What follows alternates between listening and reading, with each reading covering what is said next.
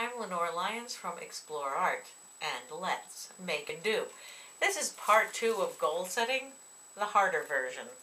For this you're going to need contact paper. This is a roll of 24 feet. It's cheap. It was like $5 or $6. It's going to last for a long time. And you're also going to need watercolor paper.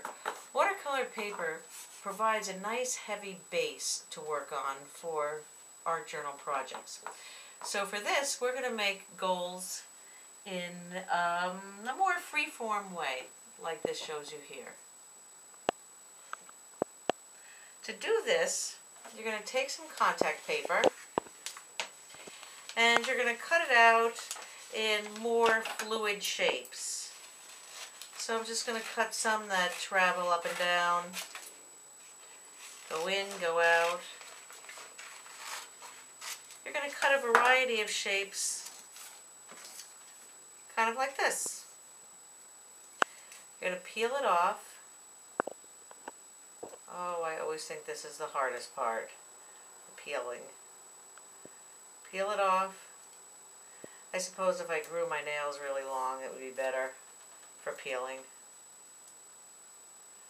And again, we're going to peel it off. I'm going to try a little rip here and see if that makes a difference. Okay, here we go, peeling it off. We're going to peel off this shape and press it down. This is going to be very hard for you to see because it's pretty invisible. And then you want to stagger these shapes up and down. I don't know that you're going to be able to see this. There's two shapes here, but again, like Julia Child's, I have one already done for you. And you can see the tape sticking out. There's shapes going up and down. So I'm going to take this and cut these ends off. You don't really have to, they just get annoying. Cut the tape off, and then we're going to take the watercolors. Again, you might want to stay within analogous colors, colors that are near each other on the color wheel. Okay, so I have some water and some watercolors. Going to activate some blues and greens, and I'm going to show you how this works. You'll begin to see it right away. I've got some green here and some blue, and I'm just going to start painting.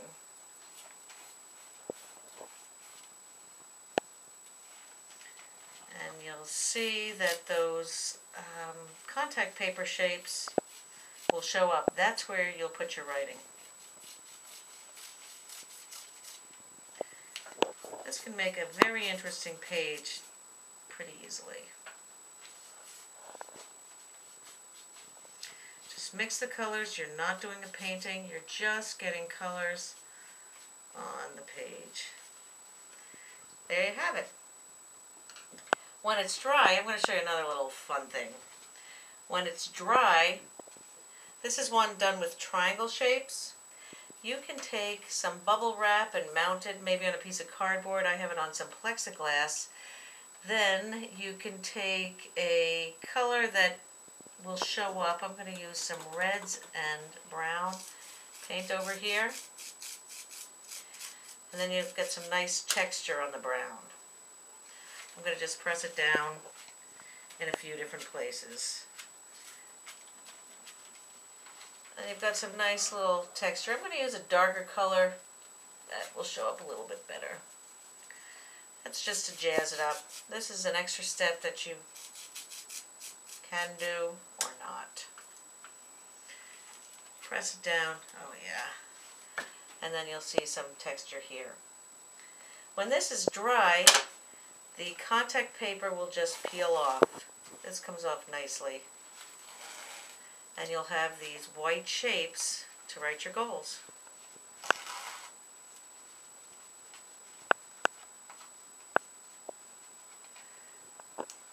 Peel this off. And I'll show you down here where these spots are. They'll show up a little bit better. And it's just to give a little bit of variety, a little bit of texture variety. Down here. So once these are all peeled off, you can start with your goals. And again, keep each goal in one color and then it'll make it easier to read. If you start mixing it up too much, it'll be too hard to read. So I'm going to start here at the top, and I'm going to work with, oh, I think purple would be a nice color here. And just start with goals.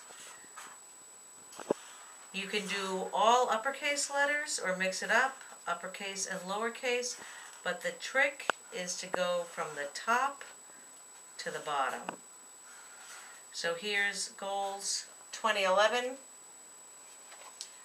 Like this one, goals 2011, fill it in how it makes sense to you. And at any point you can highlight an important word or add some other colors to it. Make it your own.